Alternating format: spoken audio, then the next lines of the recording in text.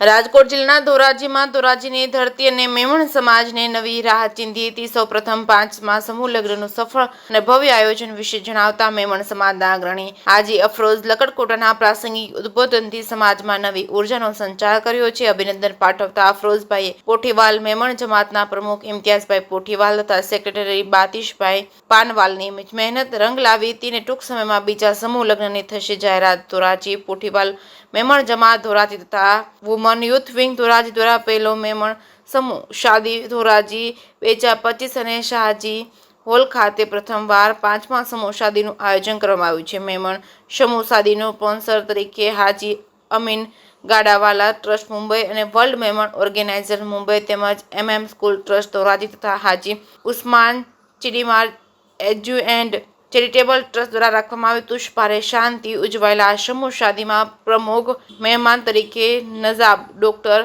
અબ્દુલ હકીમ સાહેબ તેમજ Azahari world Memon organiser ઇન્ડિયાના પ્રમુખ ડોક્ટર હસીન અઘાડી તેમજ એહસાસભાઈ તેમજ ઇકરામભાઈ તેમજ શબીરભાઈ તેમજ જાહિદભાઈ લોખંડવાલા તેમજ અફરોઝભાઈ લકડકોટા વુમનના હોદ્દેદારો તથા સિટી ચેરમેન સહિતના બોડી સંખ્યામાં મહાનુભાવો હાજર રહી દુલ્હા દુલ્હનને આશીર્વાદ આપ્યા હતા।